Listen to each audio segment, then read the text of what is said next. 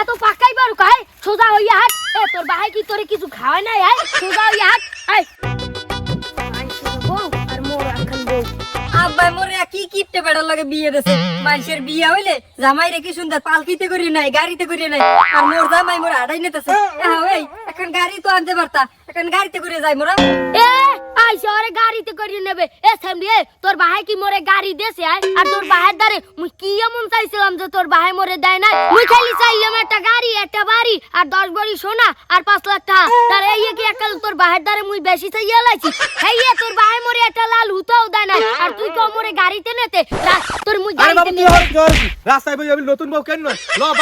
বাড়তে যাইয়া নিরিবিলি কেন ল বাবা ল বাড়তে ল নতুন বউ এরকম রাস্তায় বই কেন নইলে মাইসে খারাপ কয় ল বাড়তে ল হ্যাঁ আব্বা আপনি এটা একটা ঠিক কথা কইছেন আরে মুই বাড়ি নিয়ে এরপর কেন যতদিন তামাতি আর ভাই মোরে সোনা দানা গাড়ি এই না দেবে এতদিন তামাতি আরে মুই কেননের উপরে রাখমু আমার হকেটা মারি খাইবে এমন কোন হালায় আছে এই এলাকা এ মে আপনি এটা কেমন কথা কনে এটা আপনার হকের টা মানে আপনি কি জানেন যৌতুক নেওয়া হইছে অপরাধ আপনি একে তোমার বাহির থেকে যৌতুক নিতেছেন আবার কোন এটা হইছে আপনার হকের টা দেখছেন আব্বা দেখছেন এখনই ময়ে তর্ক করে এখন কেননে লাগে না আরে বাবা তোর তুমি আগেই কইলাম রাস্তাঘাটে বই আইল বউ কেন কোনো কাম নাই বাড়িতে নিরিবিলি কেন হবে মগো বংশের এটা মানিজ্যতা আছে না তোর বাদা তারাও জীবনে এরকম রাস্তার মধ্যে বই বউ কেন না এর কাট মগো বংশের মধ্যে কেউ নাই নিরিবিলি বাড়ি নিয়ে কেন হইছে আব্বা খালি মগো বংশের মানিজ্যতা লাগি আরে মুই কিছু কইলাম না লন আব্বা বাড়ি লন বাড়ি যাইয়ে বুঝমু অনেক হয় ল বাবা ল মুখ কপালটা আনলি ইয়া মুখ রাশিটাই ভালো না পোলাটার সাইজটা বিয়ে করাইলাম এক জায়গায় মন মতো যৌতুক আনতে পারলাম না বউ মনে হয় এটাও টেহাইতের মনে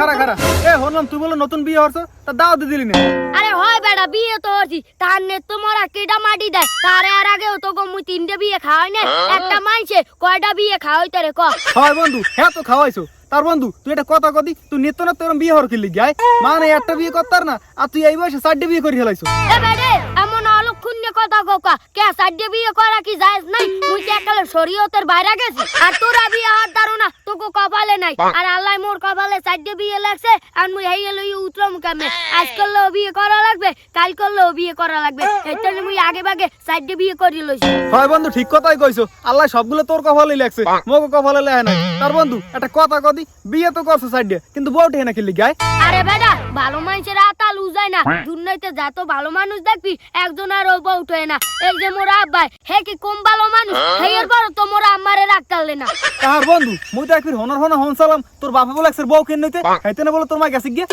আস্তাগফিরুল্লাহ নাউজুবিল্লাহ এ বেটা তুই এই ভাও কথা পাইছু গে মোর বাপে মোর মার গায় জীবনও একটা হাত দেয় না সব সময় হেরে দুয়ারে লাইট দিয়ে পিটাইতে আর তুই মোর বাপের নামে ভাও কথা কও এ বেটা যে বেটা দুয়ারে লাইট দিয়ে বউ পিটাই হে ভালো মানুষ হয় কেমনে আরে বেটা এটা তো হে শাসন করছে কে হে ঘরের গার্ডিয়ান না হন শাসন এক জিনিস আর অত্যাচার আরেক জিনিস হন মোর বাপে মোর মারে উঠতে বইতে শাসন করতে হে কথা হনলেও হারে শাসন করতে না হনলেও শাসন করতে কিন্তু কোনোদিন অত্যাচার করে না হন মানুষের নামে না জানিয়ে না হন না কোনো সময় ভাও কথা কবি না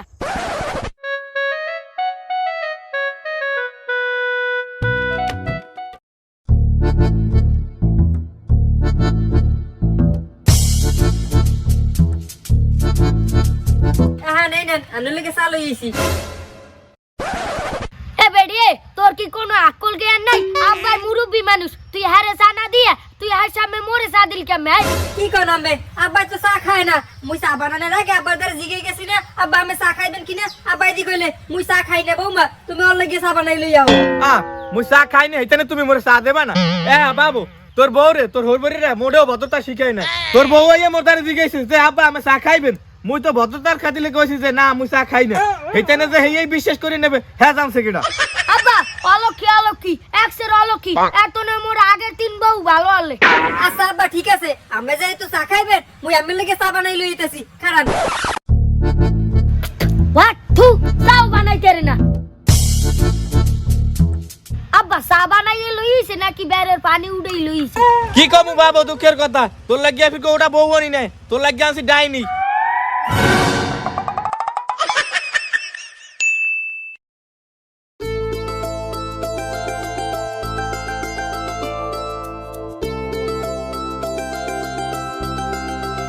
আব্বা এনে নামে চা। ও কি তুমি ওলাকে চা বানাই লই লেখা তুমি জানো না মুই চা খাই না আব্বা ফাউ চাপাতি আছে চিনি পাইছে না হেতেনে মন মতন খরচ করে আর এছাড়াও বাপের বাড়ি তো রাঁধছে যাই হইলে পাতা চুলায় আর এখান দিয়ে গ্যাসের চুলো পাইছে না হেতেনে একটু আসবে আছে বুঝছেন রাখ তো রাজ আজকে মুই ছুটে যাচ্ছি তোর তো লগে কি আইছে সেই মুই একটু দেখুন রাখ মাথা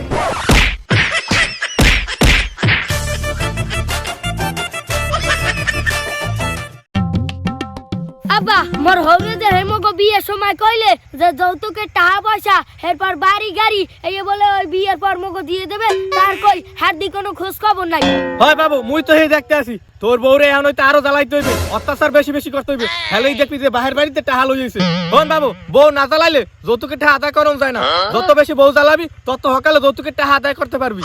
আব্বা জ্বালানে তো কম জ্বালাই না খালি একসের উঠতে বইতে কেন নাই তার এতনে যদি বেশি জ্বালাই এরপর যদি বউ কিছু করিয়া লাই হেলে তো ফাঁস মনে আরে না বেটা ফাঁস মুনো এর আগে তোর তিনটে বিয়ে করাই না হ্যাঁ উপরে অত্যাচার করছি না হ্যাঁ থেকে মো কেউ কিছু করতে আসছে হন বাবু তোর বাপ হয়ে মুই আজকে তোর একটা কথা কই মোর কথা হলো জীবনে ঠকবি না তোর বউর উপরে বেশি বেশি অত্যাচার কর হেলেই দেখবি না তোর হরে যৌতুকের টাকা মুখো বাড়ি সকালে দিয়ে যাবি হ্যাঁ বা আপনি এটা একটা ঠিক কথা কইছেন আজ জুস্তি মুই মোর বউর উপরে অনেক অত্যাচার করি যদি বেশি অত্যাচার করি হেলে মোর হৌরে যৌতুক লইয়া আইলে উইয়া এরপর যৌতুক পাওয়ার পর এই মেয়ে সারিয়া শহরের মাইয়ে বিয়ে করবো আব্বা শহরের মাইয়ে বিয়ে করলে খালি একটা যৌতুক আপনি আর মুই হারা জীবন বইয়ে বইয়ে খাইতেন মুই হয় বাবু লো এখন বাড়ি লো তুই বাড়ি যাইয়া একলা কেন নিদিস আবার আয়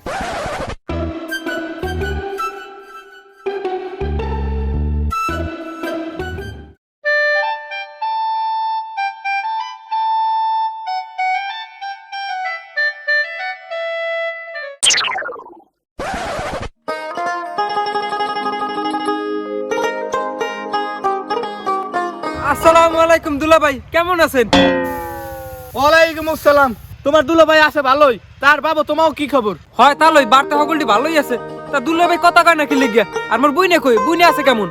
হাই আছে তোর বুইনে ভালোই আছে আইছে উস্তি এবারে একটু মাটিতে পাও দিতে দেই না এই যে দেখো না মোরা দুই বাপুতে কাম হরি কি কাম দুলা ভাই কাম কাজ করবে নাকি লিখিয়া গাঁও গ্রামের মাইয়া সকল কাম কাজ তো করাই লাগবে আর হাসারাও মোর বুইন হইছে যে লক্ষ্মী বুইন মোর বুইনের মতো এরম মাইয়া দুই সের এলাকার মধ্যে নাই সকল কাম কাজ করতে পারে বাড়ির তোমার বোন লোক কিনে কোন চাই হেডে আমি শুভ কাম আমার লাগবে যৌতুকের টাকা হে যৌতুকের টাকা শুনি হেডে কো আরে না বাবু নতুন বড়তে কাম কাজ করালে হ্যাঁ কেমন দেখে কয়দিন যাও পুরনো হ্যাঁ বারানে কাম কাজ করবে তার বাবু কিছু দিন আপনার তো ব্যবসা বার আসলে তোমার বাপে এদিন কইলে যে বউলো বাড়ি যান আমি এনে যৌতুকের টাকা পয়সা যা আছে মাল জিনিস সব পাঠাই দিই মনে তার তুমি কি হেয়ে দিতে আইছো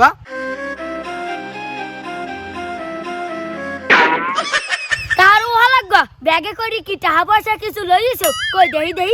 আরে না দুলা ভাই ব্যাগের মধ্যে কোনো টাকা পয়সা নাই ওটা মিষ্টি লইছি পয়লা বুনাই বেরিয়ে আইছি এককালে কি খালি হাতে আউন যায় এইতে আপনাকে বাজারের দোকান তো নেই কটা মিষ্টি লইছি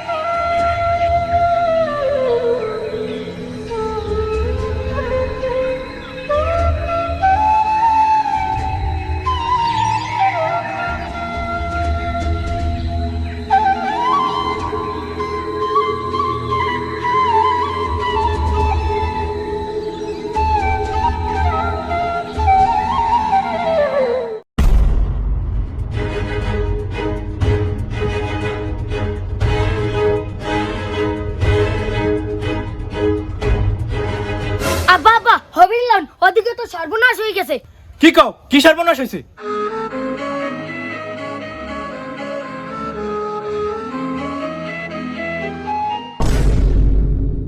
স্যার এই যে আমার স্বামী আর এই যে আমার শ্বশুর কয়দিন হইছে আমাকে বিয়ে হইছে আমার স্বামী আমারে নির্যাতন করে জন্মের মতো আমার ভাই বিয়ের সময় কইছিলে 10 ভরি সোনা একটা গাড়ি একটা বাড়ি এই লেখকে দেবে কিন্তু আমার বাপে দিতে পারে নাই আমার বাপে গরিব মানুষ এখানে ওনারা আমারে প্যানে বিয়ারে উঠতে বইতে সব সময় নির্যাতন করে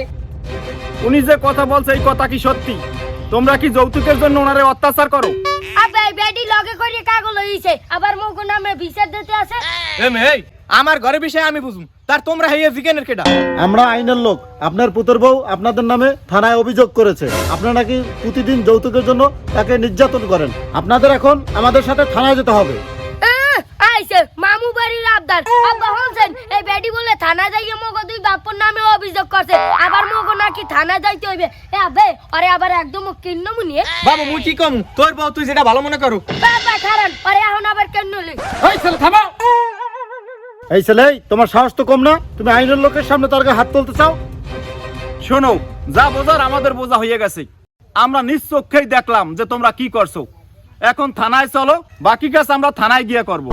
কি কন স্যার, এই বুড়ো বয়সে থানায় যাইতে হবে? তাহলে এলাকায় মানিজ্যত কিছু থাকবে? আর বৌমা তুমি এটা কি করলা? ঘরের কথা মাসের তারে কই লেখা, মোরা ঘরে বই তো মিট করতে পারতাম। আব্বা আপনি কি মিট করবেন? আপনার পোড়াই যে আপনার সামনে ভাইয়া আমার যে পরিমাণে অত্যাচার করছে, একদিনও আপনি ফিরাইছেন যৌতুকের টাকা লেগে আপনি আরো উস্কাই দিয়েছেন। কইছেন বাবু মার জন্মের মার আমার বেশি করে অত্যাচার করবি, হ্যাঁ দেখবি যৌতুকের টাকা দিয়ে দেবে। মুই আপনাকে অনেক অত্যাচার সহ্য করছি, শেষমেশ অত্যাচার সহ্য করতে না পারিয়া ওই আইনের আশ্রয় নিছি। শোনেন, যৌতুক একটা সামাজিক ব্যাধি। আমাদের দেশে ইসলামী শাসন ব্যবস্থা না থাকার কারণে প্রতিদিন এই যৌতুক প্রথা বেড়ে যাচ্ছে। আর এই যৌতুকের কারণে আমাদের দেশে অনেক নারীরা নির্যাতিত হচ্ছে। নির্যাতিত হতে হতে তারা একসময় ভুল সিদ্ধান্ত নেয়। আর আপনাকে অনেক ধন্যবাদ, আপনি কোনো ভুল সিদ্ধান্ত না নিয়ে সরাসরি আইনের আশ্রয় নিয়েছেন। এই এদেরকে নিয়ে চলো। স্যার মগো মাফ করে দেন, মোরা আর জীবনে এই ভুল করবো না। মোরা অনেক এককাল বড় ভুল করিয়া লাইছি। স্যার মগো মাফ করেন, মোরা আর জীবনে এই ভুল করবো না স্যার। আগে থানায় চলো, আমরা ক্ষমা করার কেউ না, যা সিদ্ধান্ত নেওয়ার আদালত নিবে।